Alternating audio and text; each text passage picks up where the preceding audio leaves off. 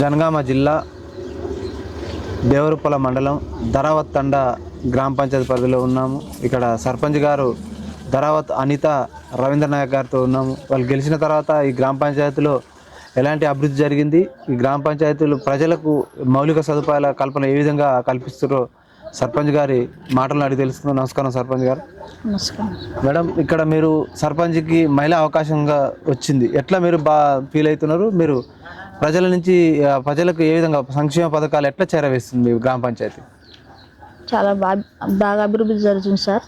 మహిళలకు ఇంకా చాలా అభివృద్ధి చెందాలని కోరుకుంటున్నాను సార్. మీ గ్రామ పంచాయతీ సమస్యలు ఇక్కడ ఏటిపై ఎక్కువ సమస్యలు ఫిర్యాదులు వస్తున్నాయి, మీరు ఎట్లా పరిష్కరిస్తారు? గ్రామ పరిశుద్ధి గురించి సార్.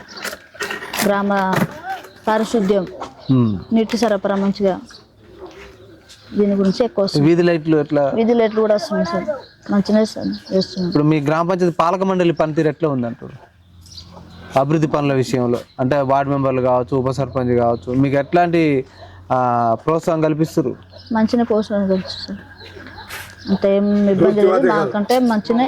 మాకు మీరు సర్పంచ్ అయిన తర్వాత మొదటగా ఈ గ్రామంలో ఎలాంటి అభివృద్ధి కార్యక్రమాలు చేపట్టారు? వీధి లైట్లు సార్, రోడ్డు పారిశుద్ధ్యం, నీటి సరఫరా, మంచి నీటి సరఫరా. ప్రజలకు మరి నిత్యం అందుబాటులో ఉంటూ మీరు ఎలాంటి సేవలు అందిస్తున్నారు గ్రామ ప్రజలకు? అన్ని సేవలు అందిస్తున్నాం సార్. ఇప్పుడు వ్యవసాయానికి రైతులకు ఎల్నినో ప్రభావం, అంటే కరువు కాలం వచ్చింది, మరి వారికి అంటే ప్రత్యామ్నాయ పంటలు వేయడానికి మీరు ఏమైనా అవగాహన నిర్వహిస్తున్నారు ఇక్కడ? నిర్వహిస్తున్నాం సార్. ఒక మహిళా సంఘాల అభివృద్ధి కోసం, మహిళా సంఘాల బలోపేతానికి ఒక మహిళగా మీరు ఎట్లాంటి కృషి చేస్తున్నారు? మహిళా సంఘాలు మంచిగా కట్టుకోవడం, మనకు రుణం ఆపేస్తుంది. ఇక మహిళా సంఘాలు కూడా కట్టుకుంటే మాపి కూడా అవుతున్నది సార్. లోన్లు ఇస్తారు మంచిగా, వడ్డీ లేని రుణమాఫీ. ఈ గ్రామ భద్రత కోసం మీరు ఏమైనా సీసీ కెమెరాలు ఏర్పాటు చేసిరా? చేయాలని అనుకుంటాం సార్, చేయలే. ఇంకా ఇక్కడ హైవే ఉంది, ఇది ఈ జనగామ పోయే హైవే, ఇక్కడ ప్రమాదాలు ఎక్కువ జరుగుతున్నాయట. అవును సార్. మా దృష్టి ప్రజలు తీసుకొచ్చారు. అక్కడక్కడ బార్కెట్లు కావచ్చు, స్పీడ్ బ్రేకర్లు వేయాలంటున్నారు, సోలార్ లైట్ సిగ్నల్ పెట్టాలంటున్నారు. మీరు ఒక సర్పంచ్గా దానిపై నిర్ణయం తీసుకుంటారా? మీ పాలక మండలి సార్ నిర్ణయం తీసుకుంటాం, అది కూడా అతి త్వరలోనే తీసుకుంటాం సార్. మీ గ్రామంలో ఉన్న ప్రధానంగా విద్య పట్ల మీరు ఒక సర్పంచ్గా ఎలాంటి చర్యలు తీసుకుంటున్నారు?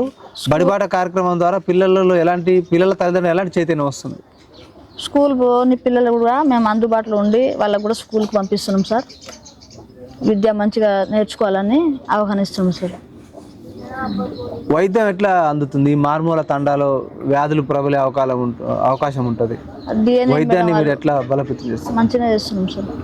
అందుబాటులో ఉంటున్నారా డాక్టర్లు కానీ నర్సులు కానీ? నర్సులు, డిఎన్ఏ మేడం నర్సులు అందుబాటులో ఉంటుంది సార్. ఇక్కడ గ్రామంలో ప్రధానమైన సమస్యలు మీరు ఏం గుర్తించారు? ఇక్కడ మేజర్ సమస్య ఈ గ్రామ పంచాయతీలో అంటే పెద్ద సమస్య ఏమున్నది, దాన్ని ఎట్లా మీరు పరిష్కరించబోతున్నారు? వీధి లైట్లు, రోడ్డు సరఫరా సార్. గ్రామ అభివృద్ధి మంచిగా ఉండాలి. ప్రధానంగా ఈ గ్రామంలో డ్రైనేజ్ సిస్టమ్ కరెక్ట్ లేదంటున్నారు. ఉన్నది సార్, ఆ డ్రైనేజ్ సిస్టమ్ కరెక్ట్ లేదు, ఇంకుడు గుంతలు కార్యక్రమం చేపట్టాలని ప్రజలు అంటున్నారు. చేయిస్తున్నాం సార్. మీరు ఏమైనా చర్యలు తీసుకుంటారా? ఇంకుడు గుంత కూడా ఇప్పుడు చేయిస్తున్నాం సార్ వాళ్ళతోటి. ఇంకా మీరు ప్రధానంగా ఇక్కడ లైబ్రరీ ఏర్పాటు ఏమైనా చేసే అవకాశం ఉందా? ఉన్నది సార్, చదువుకోవడానికి అవకాశం. సర్పంచ్ గారి భర్త రవీంద్ర నాయక్ కాంగ్రెస్ పార్టీ సీనియర్ నాయకులు ఉన్నారు, మరి వారి మాటల్లోనే అడిగి తెలుసుకున్నాం. ఎట్లా ఉంది సార్ ఇప్పుడు ఇది మీరు గెలిచిన తర్వాత మొదటగా మేజర్గా ఏం పని చేపట్టారు, ఎట్లా అభివృద్ధి జరిగిందంటారు? మేము గెలిచిన తర్వాత నీటి సరఫరా, విద్య లైట్లు, ఏమైనా విద్య గురించి, వైద్యం, ఇవన్నీ సహాయ సహకారాలు మేము అందిస్తున్నాం. ప్రజల్లో ఉండి సేవలు కూడా అన్ని సేవలు అందిస్తున్నాం సార్. మీ గ్రామ అభివృద్ధి విషయంలో కావచ్చు, మీ గ్రామ సమస్యల పట్ల ఎమ్మెల్యే గారి చొరవ ఏముంది? కానీ ఎమ్మెల్యే గారు మీ తండాకి ఎన్నిసార్లు వచ్చి మీకు ఏమైనా అభివృద్ధి పనుల విషయంలో మీకు ఏమైనా హామీ ఇచ్చిపోయారా? ఇచ్చారు సార్. ఏం హామీ ఇచ్చారు, ఎంతవరకు పని జరిగినాయి? సిసి రోడ్లు కానీ, మాకు వీధి లైట్లు కానీ, లేకపోతే మాకు ఆ, రైతు భరోసా గురించి, వాటర్ ప్లాంట్ గురించి మాకు అన్నీ ఎమ్మెల్యే గారు కూడా చొరవతో తీసుకున్నారు, మాకు ఇస్తున్నారు సార్. ప్రభుత్వ సంక్షేమ పథకాలు 6 గ్యారెంటీ ఎట్లా అమలు అవుతున్నాయి? 6 గ్యారెంటీలు అమలు అవుతున్నాయి సార్. రైతు భరోసా కానీ, గృహజ్యోతి 200 యూనిట్లు కరెంట్ కానీ, మళ్ళీ 500కి గ్యాస్ కానీ, మహిళలకు ఫ్రీ బస్సు కానీ అన్నీ అందుతున్నాయి సార్. ఇప్పుడు కొత్తగా రుణమాఫీ కానీ ప్రజాపాలన ప్రతిపాలన ఏమైనా అభివృద్ధి పనులు జరిగినాయా? జరుగుతున్నాయి సార్. ఏం పనులు చేపట్టారు మేము సార్ మొన్న?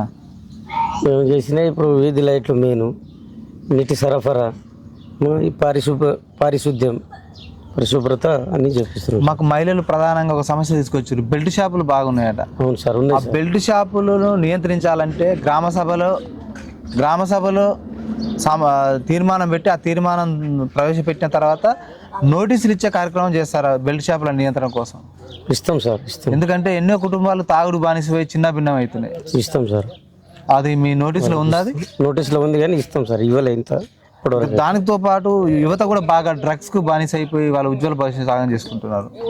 వారిలో మార్పు రావడానికి మీరు ఏమైనా పోలీసు వారి సహకారంతో ఏమైనా అరవై కార్యక్రమం చేపట్టి ఏమైనా చైతన్యం తీసుకొస్తున్నారా? తీసుకొస్తున్నాం సార్. మొన్న పిల్లలు స్కూల్ పోయి పిల్లలకు సార్లు వచ్చి, మన పోలీసులు వచ్చి మొన్న తీసుకెళ్ళారు సార్.